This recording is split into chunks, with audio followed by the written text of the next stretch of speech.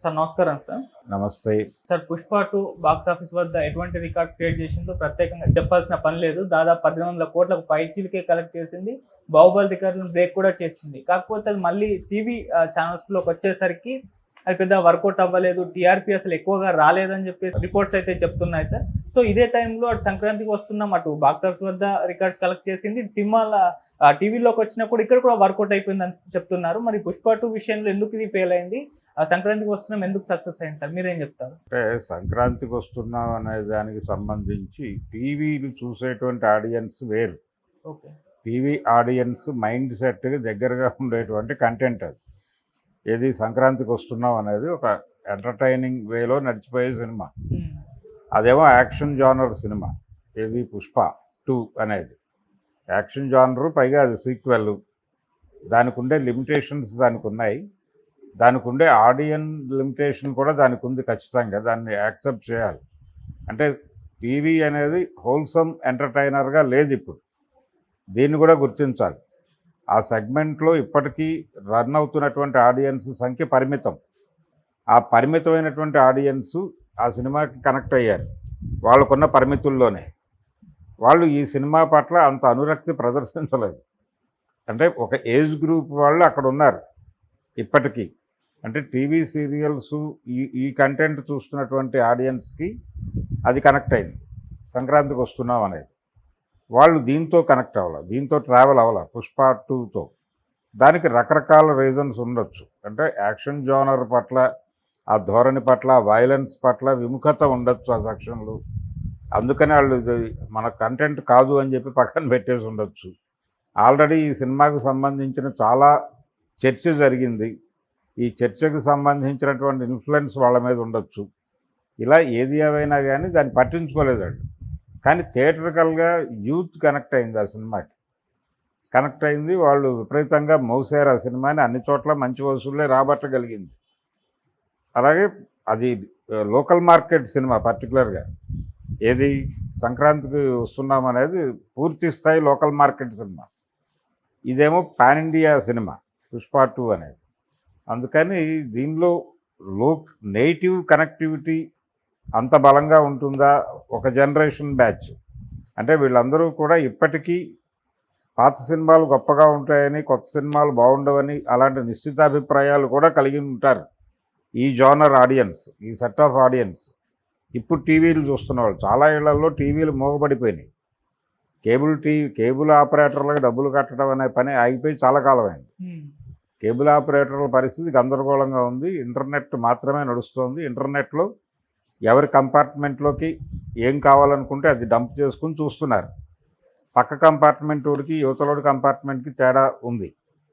తండ్రి కంపార్ట్మెంట్లో డంప్ అవుతున్న కంటెంట్కి, కొడుకు కంపార్ట్మెంట్లో డంప్ అవుతున్న కంటెంట్కి తేడా ఉంది. హోల్సమ్ ఎంటర్టైన్మెంట్, కలిసి కూర్చుని ఎంటర్టైన్మెంట్ పొందటం అనే కార్యక్రమమే వెళ్ళిపోయింది. మన స్మృతి పదంలో నుంచి చెరిగిపోయిన సందర్భం అది. అందుకని ఇప్పటికీ కొన్ని ఇళ్లలో టీవీలు ఉన్నాయి. కొన్ని ఇళ్లలో మాత్రమే టీవీలు ఉన్నాయి. ఆ టీవీలు కూడా ఎవరి కోసం ఉన్నాయంటే ఒక లిమిటెడ్ ఆడియన్స్ ఉన్నారు.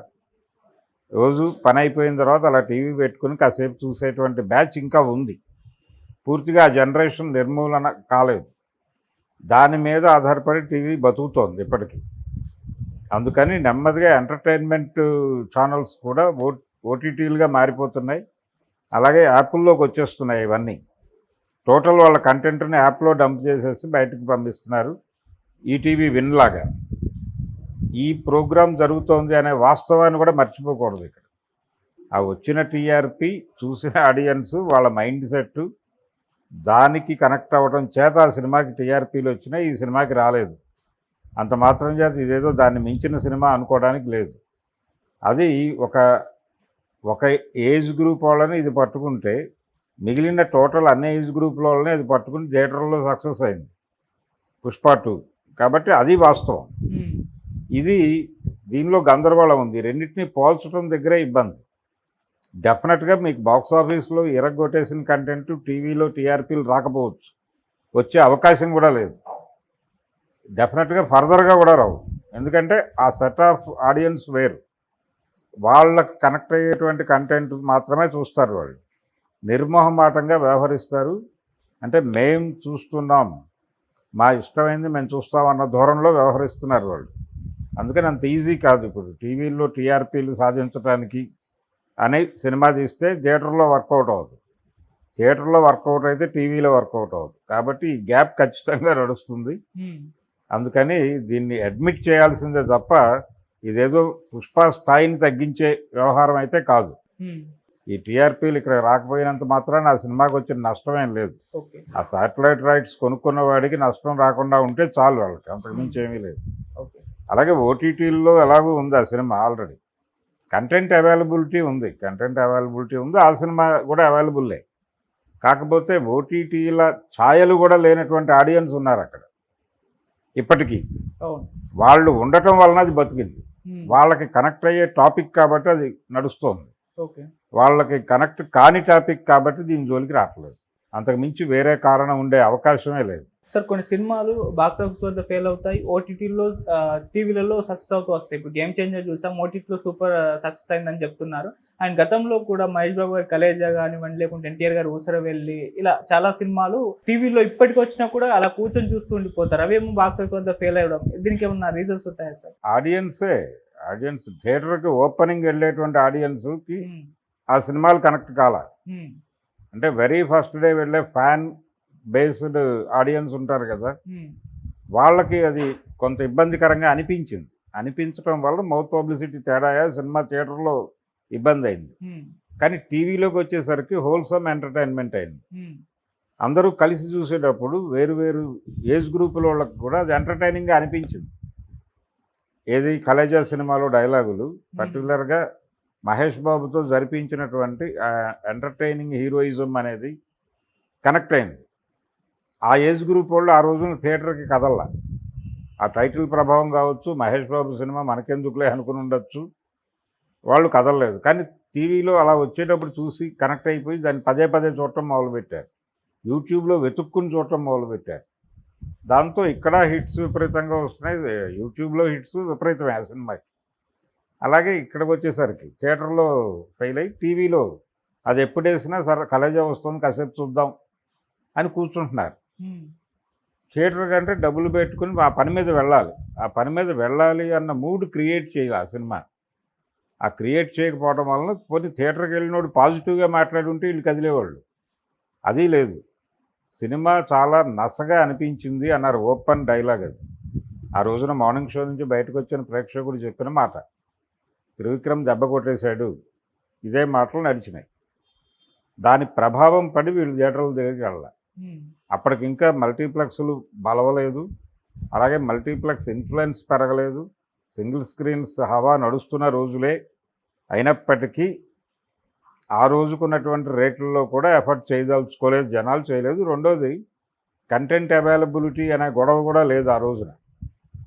థియేటర్ నుంచి సినిమా వెళ్ళిపోతే మళ్ళీ అది ఎప్పుడైనా ఎవడైనా యూట్యూబ్లో పెడితే చూడటమే తప్ప వేరే ఓటీటీలు ఇతర ఆప్షన్స్ కూడా లేని రోజులు అది. కలేజా సినిమా మరీ అంత అడ్వాన్స్డ్గా ఏం రాలేదు, అది వచ్చి చాలా కాలమే. అందుకని ఏ రకంగానూ ఈ సినిమా మన కప్ ఆఫ్ టీ కాదు అనుకుని వాళ్ళు దూరం పెట్టేశారు. టీవీలో రావడం మొదలుపెట్టాక వాళ్ళు దానికి అలవాటు పడ్డారు, ఎడిక్ట్ అయ్యి చూస్తున్నారు. అయితే మొదట్లో వ్యతిరేకించిన సెక్షన్ ఇప్పటికీ వ్యతిరేకంగానే ఉందని. వాళ్ళేమి ఈ సినిమా టీవీలో సక్సెస్ అయింది కాబట్టి, లేకపోతే యూట్యూబ్లో సక్సెస్ అయింది కాబట్టి దాని వెనకాల వెళ్ళట్లా. వాళ్ళకి తెలుసు దాని గొడవ ఏంటో. అందుకని చాలా సినిమాలు ఉంటాయి ఇలాంటివి. అంటే కృష్ణావతారం సినిమా యూట్యూబ్లో తెగ చూశారు జనాలు, థియేటర్లో అంత చూడలేదు. ఇప్పుడు ఆ డైలాగ్స్ ముందుకి వెనక్కి జరిపి మరీ చూసుకుంటున్నారు. అలాగే టీవీలో ఎప్పుడైనా జర్నీలో ఆ సినిమా వస్తే చూస్తున్నారు కూర్చుని. ఎందుకు చూస్తున్నారంటే ఇదే గ్యాపే, జనరేషన్ గ్యాపు, ఏజ్ గ్రూప్ గ్యాప్లు ఇవన్నీ ఉండటం వల్ల అలాంటి కొన్ని మిరకల్స్ జరుగుతాయి. దాని వెనకాల ఖచ్చితంగా అభిమానుల పాత్ర ఉంటుంది. అలాగే దానిలో ఉన్నటువంటి కంటెంట్కి కనెక్ట్ అయ్యేటువంటి అదే అభిప్రాయాలు కలిగిన వాళ్ళు ఏ ఏజ్ గ్రూప్లో ఉంటారో వాళ్ళకి కనెక్ట్ అవుతుంది. అలా వెతుక్కుని కనెక్ట్ అవ్వడానికి టీవీలో అవకాశం ఉంటుంది, థియేటర్లో అవకాశం ఉండదు. అందుకని దాన్ని కలిపి కంపేర్ చేసి చెప్పడం అనేది అయ్యే పని కాదు. Thank you so much. Thank you.